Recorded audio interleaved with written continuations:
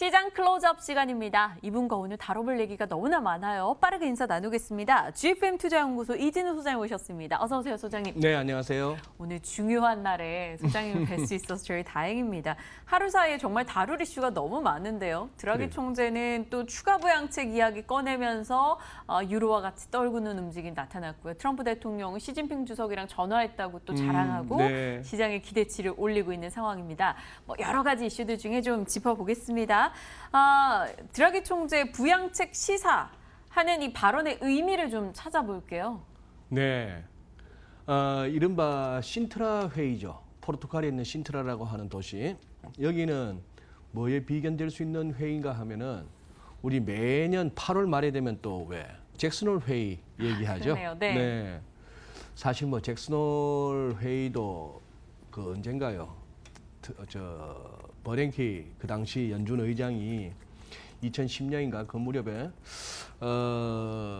하도 그 더블딥 우려가 많던 미국 경제 그리고 다시 이제 반등 마치고 끝나나 하던 그 증시에다가 우리 양적 완화 한 번 더 할게 하는 걸 얘기하고 그해 겨울에 실제 양적 완화 2탄에 돌입하면서 그때 이후로 우리는 뭐 해마다 8월이면은 이번 잭슨홀에는 누가 참석하고 누가 무슨 얘기할까 싶은데 이 신트라 회담도 비슷합니다. 지금 저런 화면에 나오는 저런 분위기예요.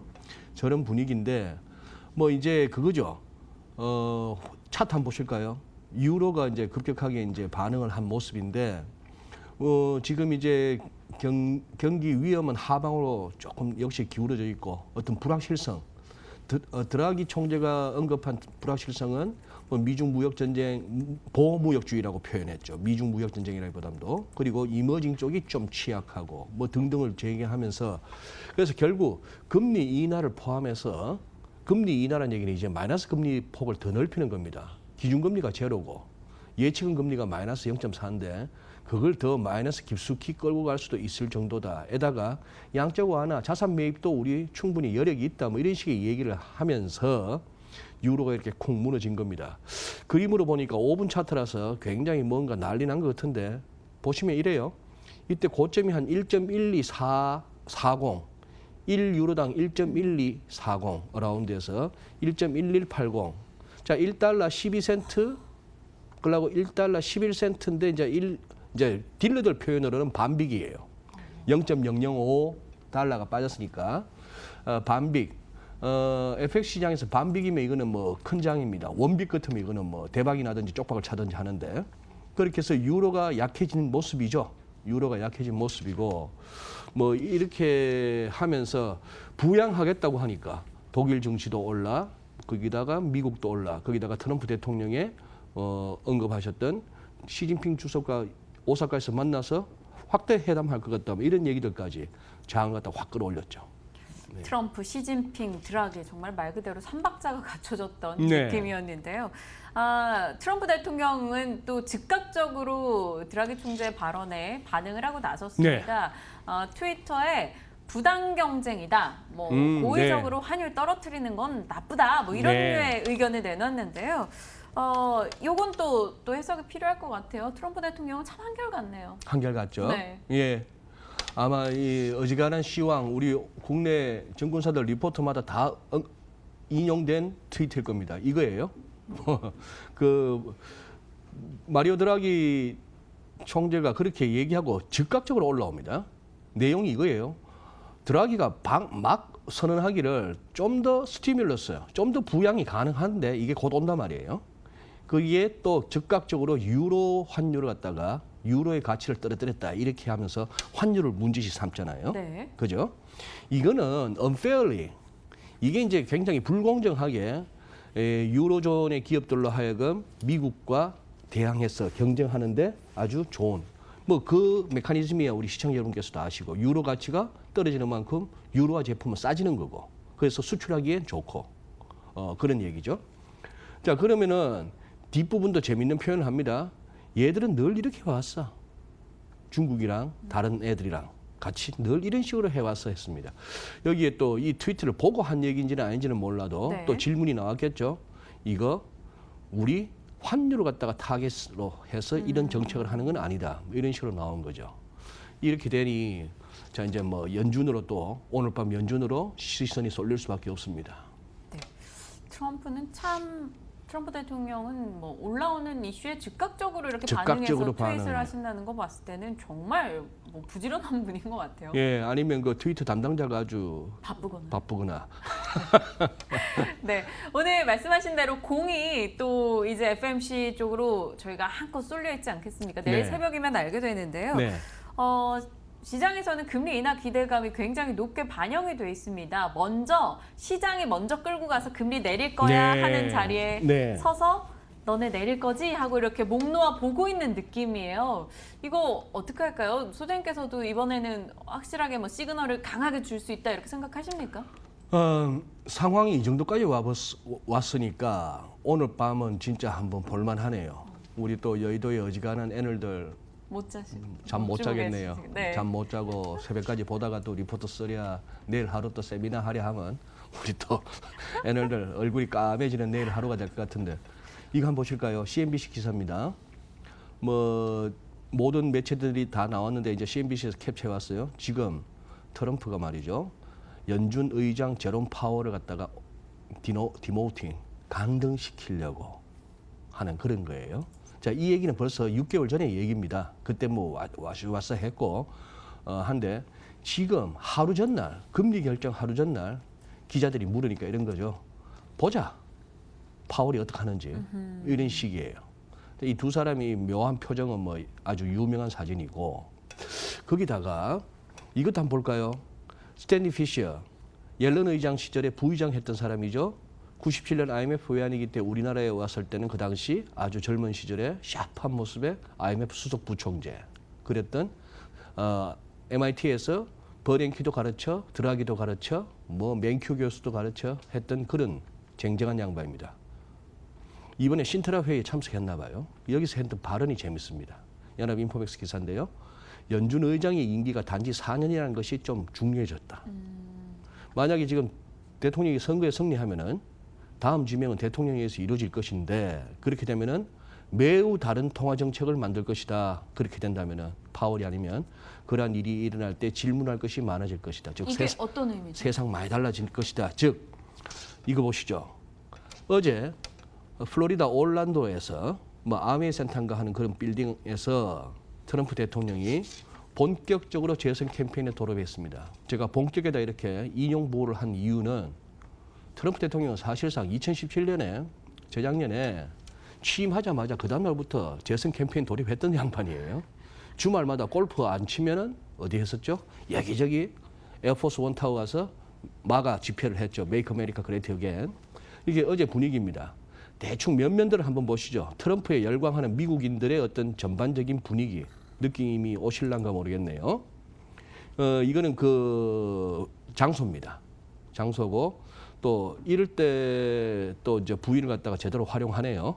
멜라니아 여사. 이건 뭐 역시 모델답습니다. 옷 입은 거나 뭐나 이런 상황인데 이런 식으로 감성적으로 접근하고 있습니다. 많이 모였네요. 많이 모였고 뭐 이거 좋은 자리 차지하려고 노숙까지 한 사람들도 있었다 할 정도인데 이 표현을 쓰네요. 우리 함께 트럼프 지지자들을 얘기하는 거예요. 미국민 전체는 아닙니다. 언제부턴가 모든 동서를 불문하고 최근 들어서는 편가르기죠. 국가 지도자라고 해서 모두를 품고 가는 국가 지도자를 보기 힘들어요. 날 지지해주는 사람들만 마음에 들게끔 해주고 그 사람들만 날 지지해주면 그래서 이길 수만 있다면 그렇게 가는 것은 세계적인 조류인데 우리는 지금 워싱턴 정가에서 정치하에 있었던 그 성스러운 룰 비꼬는 듯한 표현입니다. 이걸 우리는 깨고 있다. 당신들이나 나를 지지한 당신들이 나나 그렇게 하는 거고 뒷부분에 나의 유일한 특별한 관심 하나는 오로지 당신들 뿐이다. 이런 식으로 대문자를 쓰고 뭐 이런 거죠. 이런 식인데 자 진짜 트위터 관리자 바빠요. 바쁜 게 지금 이겁니다. 독일의 닥스 지수가 마리오 드라기가 언급한 이 부양 발언에 확 올랐다. 이거 very unfair. 매우 불공평해. 미국에는. 미국도 올랐는데. 어쨌거나 드라기가 이렇게 해서 독일 증시가 오른 게 마음에 안 든다는 거예요. 이거 공정하지 않다는 거예요. 그리고 ECB 관계자들은 레이트 컷 이걸 갖다가 가장 주된 수단으로 보고 있는 것다. 새로운 부양에. 자, 이건 뭡니까? 너 알아서 해라는 거 아니에요? 파월 보고, 연준 보고. 그러면서 한 2시간 뭘 했는지, 담당자가 어디 뭐 손 씻으러 갔는지, 트럼프 대통령이 2시간 동안 폭스 TV를 봤는지, 딱 그러고 나서 2시간 만에 다시 올라온 트위트는 그 내용입니다. 국방장관 대행이었던 패트릭 셰네한이 그만둔다. 이 내용은 그거죠.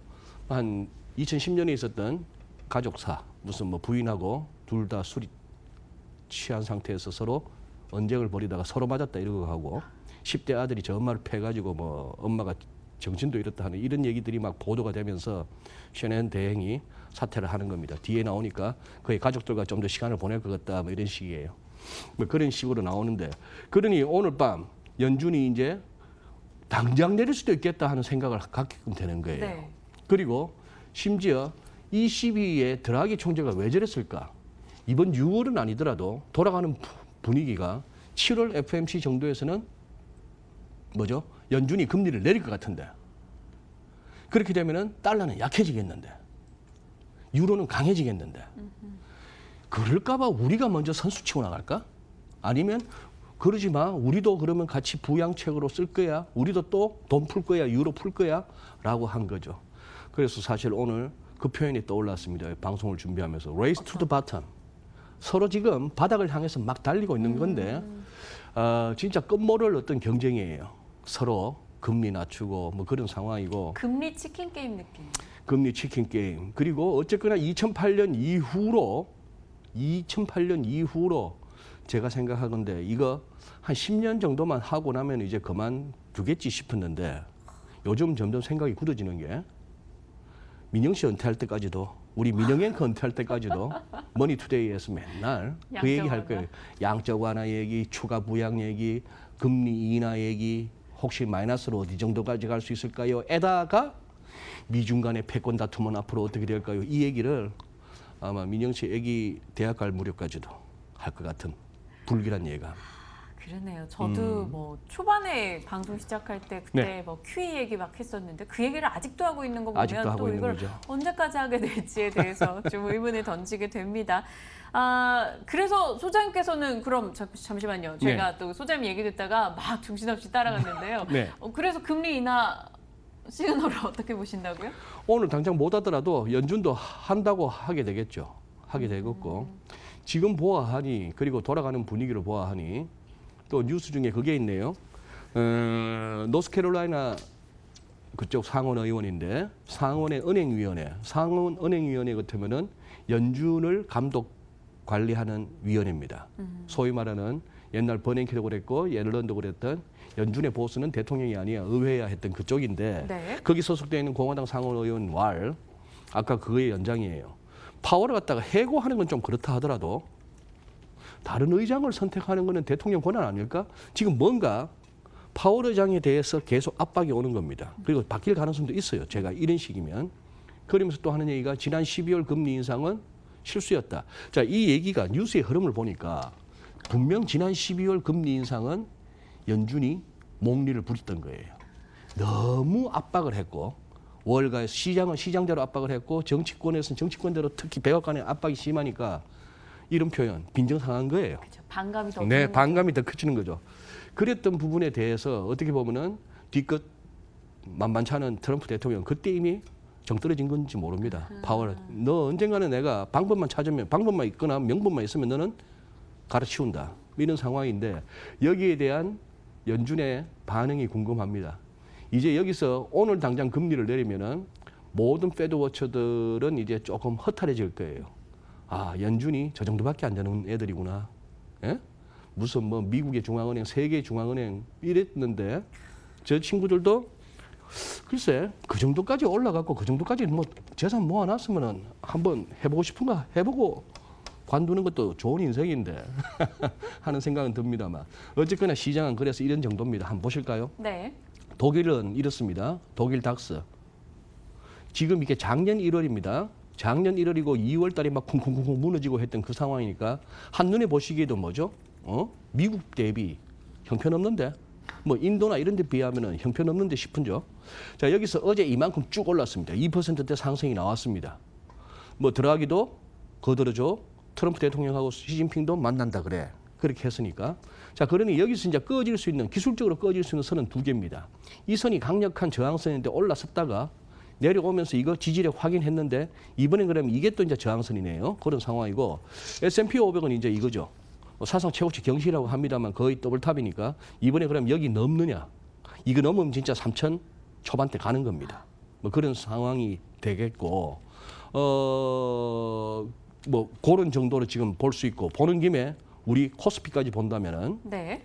우리 코스피 이제 증시들끼리 본다면은 작년 1월 똑같은 기간에 차트인데 뭔가 독일하고 비슷한데 독일보다도 못하네요. 그러네요. 미국 대비로는 훨씬 안 좋고 그리고 우리는 아직도 이 선을 갖다가 올라섰는지가 불분명한 상황이죠. 우하향하는 이 선 그런 상황입니다. 그래서 코스피를 보니까 미국에 비해서는 턱없이 못 미치고 미국보다 못한 독일보다도 못한데 뭔가 우리한테는 문제가 있는데 적어도 여기서도 희망은 있네요. 차트는 통하는 장입니다. 이런 식의 다이버전스가 나왔을 때 매수하니까 기회는 왔고요. 또 이런 식의 매도 다이버전스가 보였을 때는 또 파니까 기회가 옵니다. 이 원칙은 뭐 데일리 차트가 아니라 1시간짜리, 10분짜리 뭐 틱 차트에도 다 통하는 원칙이니까 이 좀 깝깝한 장에서도 기회는 있을 수는 있다. 뭐 이렇게 말씀드리는 걸로 우리 국내 정신을 위안을 삼을 수밖에 없습니다. 짤막하게 정말 짤막하게 답변을 여쭙자면 G20 정상회담요. 네. 트럼프 대통령이 또 우리 거기서 만날 거야 이렇게 하면서 그 부분에 대한 기대감이 올라갔거든요. 네. 거기에 대해서 짤막한 코멘트 부탁드립니다. 예, 둘 다 급한가 봅니다. 시진핑 주석도 급하고 트럼프도 급한 거예요.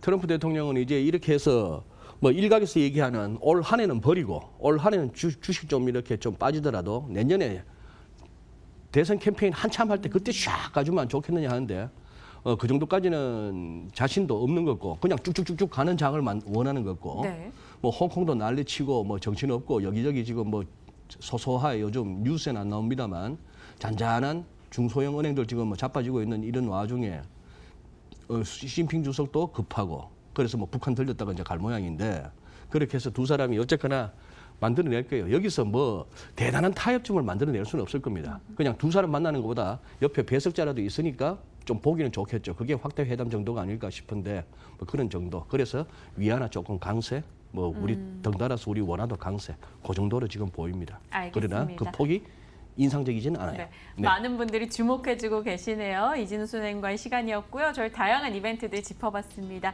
시장 공감대 같이 인사 나눌게요. 시청해주신 여러분 고맙습니다.